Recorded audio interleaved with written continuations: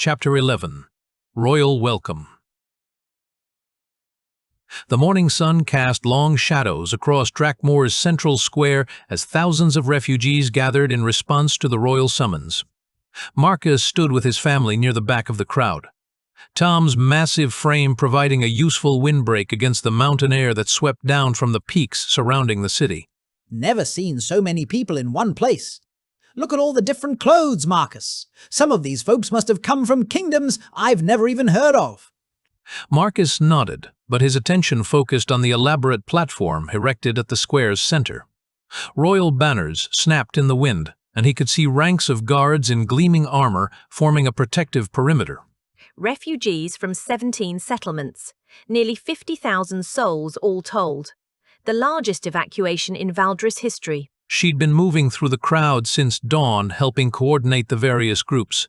20,000 arrived the week before, I'm told. More on the way. That many? Where will they put us all? His Majesty will address that concern shortly. A trumpet fanfare echoed across the square, and the crowd gradually quieted. Marcus felt his stomach tighten as a procession emerged from the palace gates. Nobles in elaborate robes, advisors carrying scrolls and ceremonial staffs, and finally, the king himself. King Aldwin III was younger than Marcus had expected, perhaps 20, with the soft features of someone who'd never missed a meal or spent a day doing physical labor. His crown was an ornate thing of gold and gems that caught the morning light, and his purple robes were trimmed with ermine. Even from a distance, Marcus could see the king's expression, a mixture of boredom and petulant irritation. People of Valdris, loyal subjects who have answered our call to seek sanctuary within these walls. The crowd stirred, and Marcus noticed how the king's advisors clustered around him like anxious courtiers whispering in his ear between sentences. One was a thin man with a pointed beard who kept gesturing toward the refugees with obvious distaste. Another, a woman in rich blue robes, held a scroll that she frequently consulted. At each corner of the platform stood massive guards, each easily 7 feet tall, with unnaturally broad shoulders and arms like tree trunks. Their eyes constantly scanned the crowd with predatory alertness. We stand at a crossroads of history.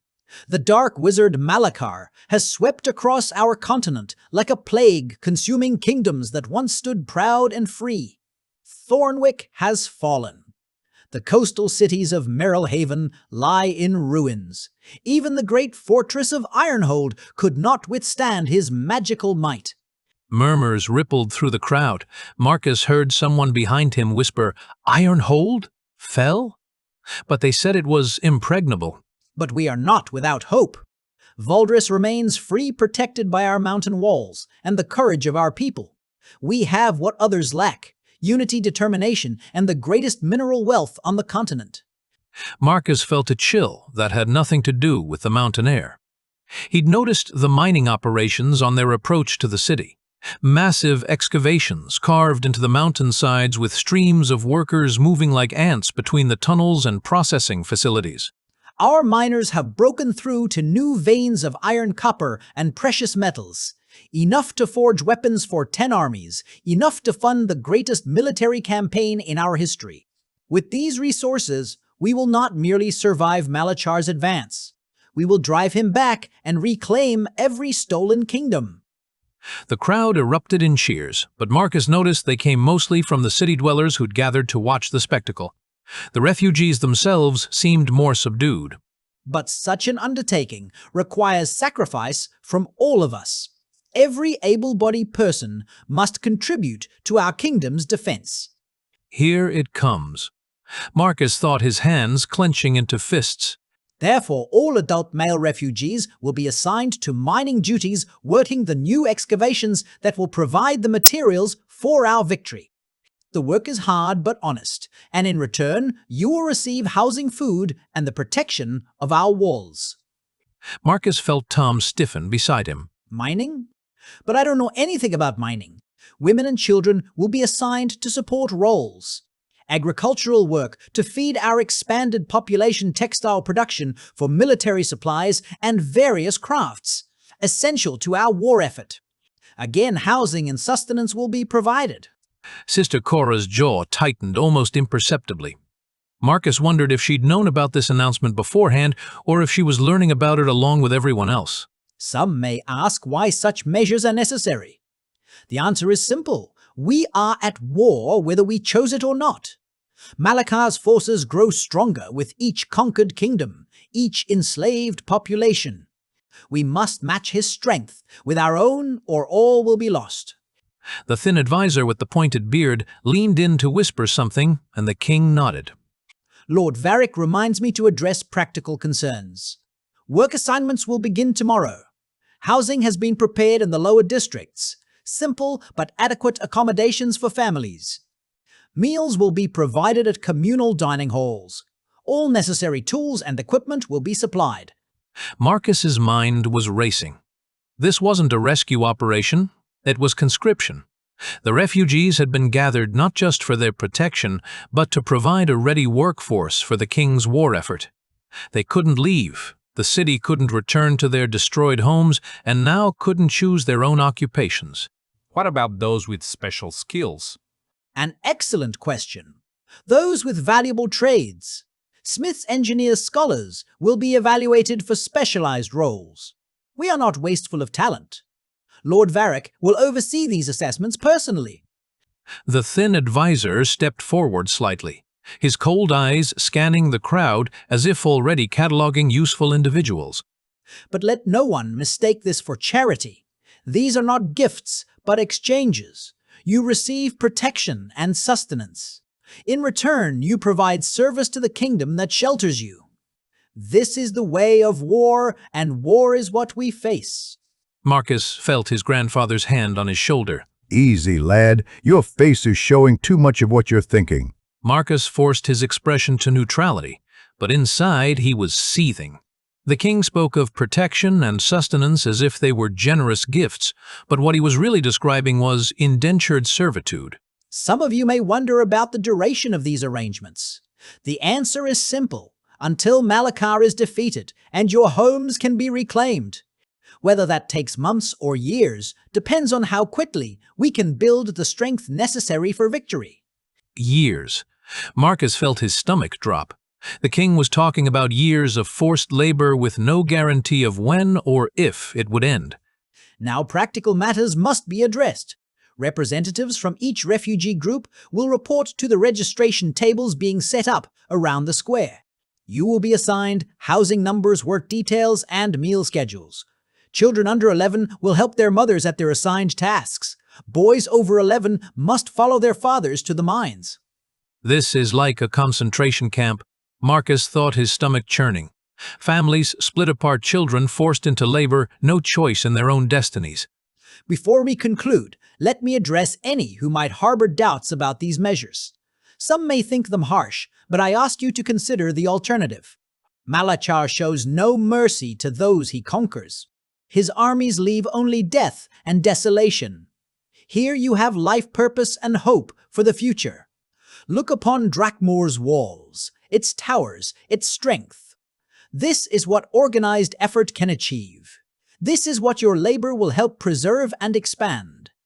When we march against Malakar, it will be with weapons forged by your hands, supplies crafted by your skills, and the knowledge that you helped build the force that will free our continent. Marcus had to admit the king was an effective speaker.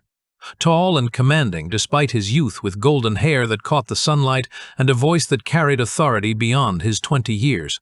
Citizens of Drakmor, I ask you to welcome these new additions to our community. They come to us in desperate circumstances, but they bring willing hands and brave hearts. Together, we will forge a victory that will be remembered for generations. Even with all the sweet talk, Marcus could see the truth in people's faces. The locals looked at the refugees with barely concealed resentment, knowing they would have to share their resources and see their economy strained. The refugees themselves didn't seem happy either. Beneath the polite applause, Marcus saw the hollow eyes of people who understood they were trapped here, prisoners disguised as guests. As the royal procession began to withdraw, Marcus found himself studying the king's advisors more closely. Lord Varric, the thin man with the pointed beard, moved with the calculated precision of someone who enjoyed wielding power over others. The woman in blue robes seemed more scholarly, but there was something cold in her demeanor that Marcus found unsettling. Well, that was a lot of words. Indeed it was, and most of them meant exactly what we feared they would. I should escort you to registration. The process will go more smoothly with official guidance. As they walked toward the nearest table, Marcus's mind was already working on the problem. The king's speech had revealed several important things. The kingdom was genuinely desperate for resources. The war effort was going to require massive industrial production. I better hide my talents before I become a slave to this maniac. Marcus thought grimly. Marcus, what are you thinking? I'm thinking that we need to be careful about what skills we claim to have, and clever about how we use the ones we don't claim. Before they reached the registration table, Marcus's father appeared looking frustrated and angry. 4 cattle. 4 cattle that survived the entire journey, and they gave me 2 silver each. Said there are too many refugees bringing livestock prices are at an all-time low. I must inform you that I'll be departing with Commander Kane tomorrow. We've received word that survivors from Millbrook need escort to safety, and the commander requires a priest for the mission. There's more. Liana and her parents. They'll be travelling with us to Lord Hammond's province. Apparently there's desperate need for skilled bakers there, and they've requested to relocate rather than remain in Drakmore. So, that's it then. Everyone's being scattered to the winds. But who will you marry now, cousin? Tom, I wasn't going to. Plans have a way of changing. What are your intentions, Marcus? Where do you see yourself in this new city? I need to learn to read Valdrian first, the formal script. Most of what I know is just basic letters. If you do decide to pursue education at the academy, look for my younger sister, Alice. She's a scribe there, assistant to the head scribe, actually. Give her my name. She reached into her robes and withdrew a small embroidered stone that caught the light. And give her this. She made it for me. She'll know it's from me. Thank you. I'll make sure she gets it. Alice is brilliant, but she sometimes gets lost in her books. She could use a friend who thinks practically about the world. The registration process was thorough and impersonal. Each family provided names, ages, previous occupations, and any special skills. Marcus watched as the clerks sorted people into categories with practiced efficiency, able-bodied men to mining women to various support roles, children to schools and light duties.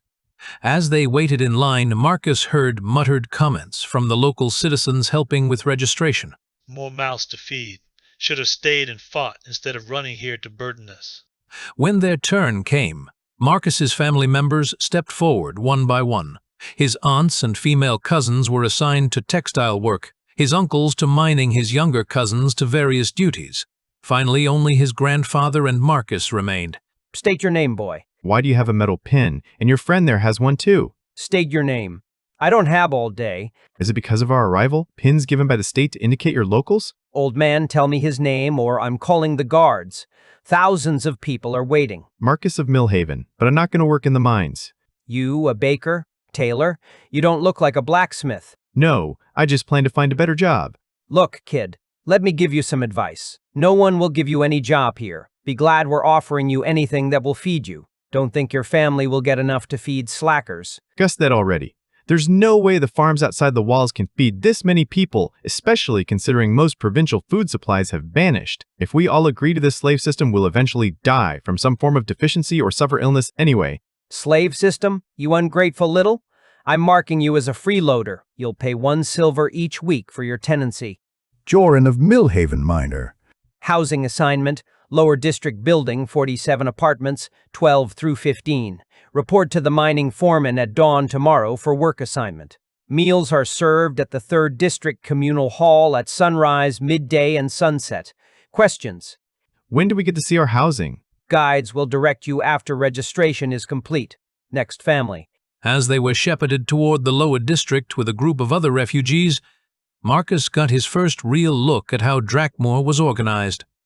The city was clearly divided into distinct levels, both literally and socially. The upper district, built into the mountainside itself, housed the palace and noble residences. The middle district contained shops, guild halls, and the homes of merchants and craftsmen. The lower district, where they were headed, was obviously where the working class lived, and now where the refugees would be housed. Building 47 turned out to be a long, low structure of gray stone that looked like it had been built quickly and without much concern for comfort.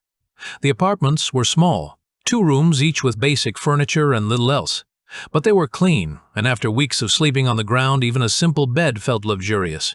Could be worse. At least we're all close together. Marcus nodded, but his mind was elsewhere. Through the small window of their apartment, he could see the mining operations in the distance. Great scars carved into the mountainside with streams of workers moving between the tunnels and processing facilities. Tomorrow, he would have to figure out how to survive in this system without a guaranteed income while his grandfather descended into dangerous mine shafts. And if there was one thing Marcus had learned from his dual life, it was that knowledge was power. Especially knowledge that others didn't expect you to have. As night fell over Drakmore, Marcus lay in his narrow bed and stared at the ceiling. The king's speech had made one thing clear. This was going to be a long war, and the refugees were going to bear much of its burden. But Marcus had advantages the king couldn't imagine. He had knowledge from a world centuries ahead of this one, and he had friends who were starting to trust his judgment. Most importantly, he had Big Tom loyal, strong, and completely willing to follow Marcus's lead. The king wanted to use the refugees as a resource. Marcus was going to make sure his family became much more than that.